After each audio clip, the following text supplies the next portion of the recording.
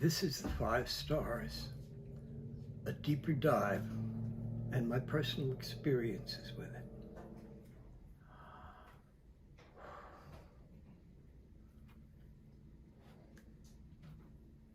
Once you realize that you're in charge of your life every moment, you cannot avoid the question, what is the best thing for me to do now? Whether you use the tools that I've come up with or any of the other tools that mankind has evolved, you can't avoid the question, what should I do now?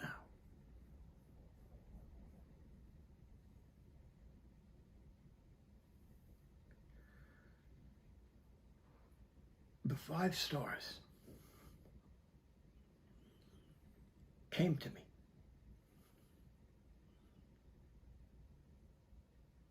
Some people would call it a transmission. Some people would call it an insight. Some would call it a gift. I didn't think about it. I didn't try and figure it out. It just came to me. For my whole life, since I was 3, and my whole professional life, which is over 60 years, I've been preoccupied with the question, how do you know what to do if you're in charge of your life?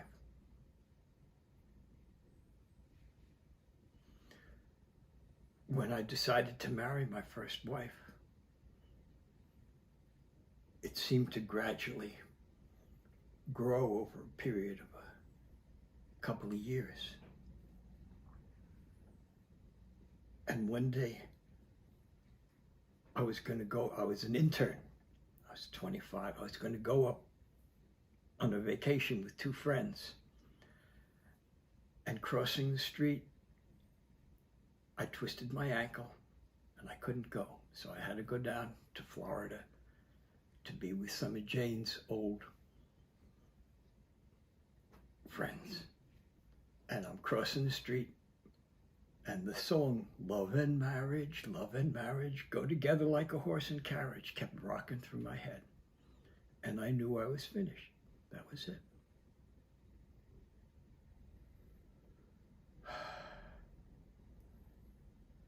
How does one know about these decisions? When I first saw my son, he was just born. And I went to the cage where they hold babies up. And this huge wave of energy and knowing passed over me.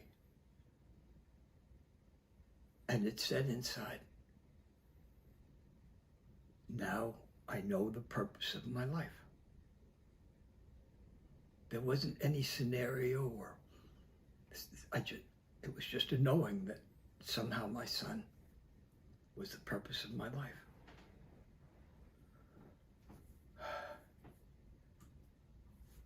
When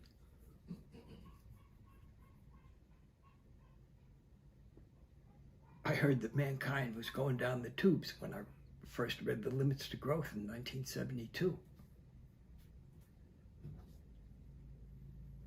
and I realized my whole career up to that point was built on a fantasy of the world is going to continue to expand and be the way the social and economic thing has been until this point. Crashed, finished. Once you know something, once you understand something, the change happens. It's not that you think about it. Understanding is transformation. And then you have to accept what you understand to come to peace with yourself. The understanding sometimes uses logic and information and things you can consciously be aware of.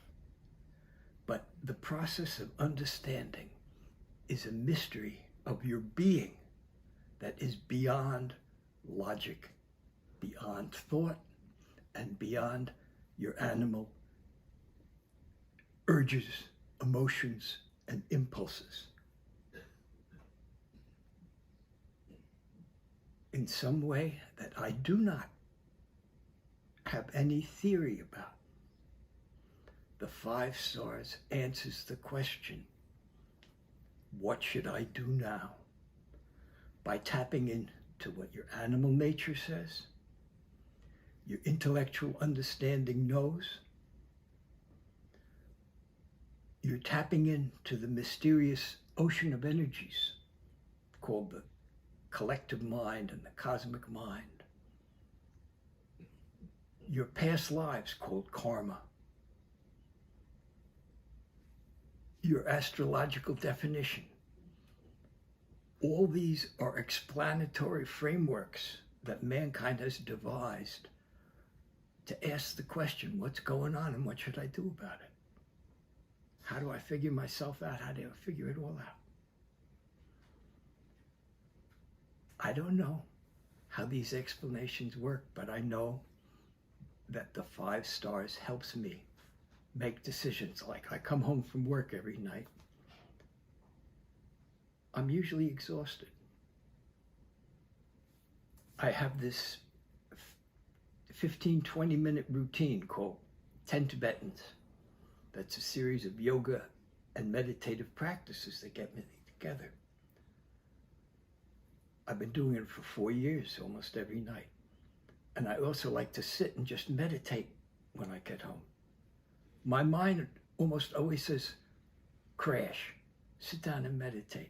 I do the 5 stars and ask myself, 3 out of 4 nights it says, do the 10 Tibetans first, do your exercises first.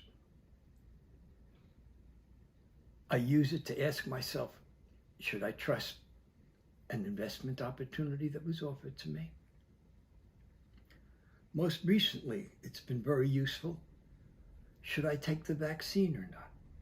I've gathered all the official information, the opinions of my most trusted doctors, a little bit of the, to me, somewhat hyperbolic conspiracy theories about that it's part of a global conspiracy. But then I do the 5 stars and I ask myself, should I take the vaccine or not today? So far it comes up, don't. That's the kind of places you can use it where your life circumstances bring questions to you. And if you get it enough automatic so that when a conflict between different parts of your mind comes up, it automatically clicks in to say, do it. Now, the first 4 stars, they're not so simple. The first one that says, remember who you are now.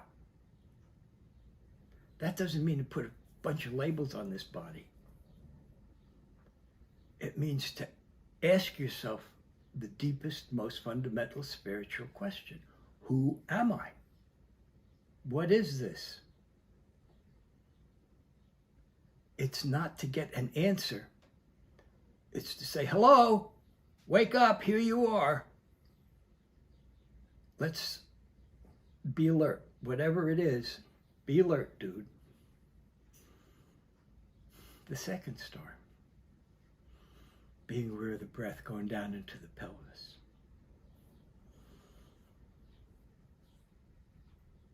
The energy tide, called prana or chi, rides with the breath. If you're aware of the breath going down there, it means that your chi, your energy is going all the way down on the inhale and all the way out on the exhale. It's flowing freely. Almost everybody, most of the time, is blocking their energy flow and they do it in synchrony with blocking their breath, so that you breathe in the chest, which always gives an anxious feeling. Or even more, the block in the throat, which leads to some of the strange head voices that you hear on people these days. They're blocked from here down. They're not in touch with their whole energy. To let your whole energy flow means to let your breath go, let the energy go. And let go is the way. Letting go of all ideas of the past, letting go of all fantasies and fears of the future, letting go of all your imagined defenses against what's happening right now. Because acceptance is transformation. It's not going to change what might be dangerous or confusing. But if you accept it, you will understand it and automatically do the best you can about it. It's the blocks which are simultaneously expressed not only as mental blocks, but as energy blocks, as physiological blocks. And it's not that one level is causing the other. They're all synchronous, and you can let go on any level. But the breath is the one that's been used for 10,000 years.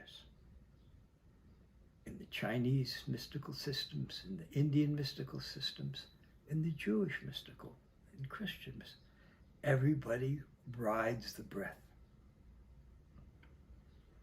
So that's a few hints about the second star. The third star, to know that you're one with everything. That is the path of love, the path of non-duality. It's not a thought about it or a conclusion. It's a let go, and you relax. And gradually you feel the oneness with everything. You don't have to conceptualize it. You have to relax and be aware of the fact that already is there. That you're a node in this unknowable network of gazillions of energies, all of them vibrating through you and with you, whatever you is. Or maybe you are that node. You're nothing other than that node. And all the deepest mystics say that that is conscious of itself. It's not that there is a consciousness and the object of the consciousness. When you become one with everything, or become aware that you're one with everything, the observer is the observed. What does that mean? It means that there's only knowing. There's no knower and no known. So that's a deeper look at the third star. And then the fourth star. That whatever you can conceptualize, any thought, anything you can be conscious of, any experience, that's not it. You are the unknowable knower. That which knows is never the known. Now, you may say right away, hey, wait, there's a contradiction. If the knower can't be the known, then how can you be one with everything? How can the know and the known? That's beyond my pay grade. I'm far enough along to understand that enlightened guys say both these contradictory things, and they say that the real thing is unknowable. That both of those are ways of conceptualizing what might be known. but it is what it is. And the less you talk about it and the less you think about it, the better it is. Which brings us to the fifth star, which is how to get out of your head, which is always talking about and thinking about stuff. You just say, should I stop talking now or should I say any more? A little more. Okay, this won't be very long now. Watch the video enough times until it becomes second nature. What I mean by second nature is when a question comes up inside you. Questions always are from conflicts between what your authentic nature is and what you've been taught about it. When you are totally in tune with your authentic nature, no question comes up. The question only occurs when something in you that wants to happen bumps against a conditioning that says, shouldn't let that do. Shouldn't do that. That's a dirty thought. Nice boys don't have dirty thoughts. Perhaps some of you have been there. Trust yourselves. Trust your authentic nature. It's all you've got. The longer you avoid it, the longer the trip's going to take. Thank you for putting up with this old guy. My blessings.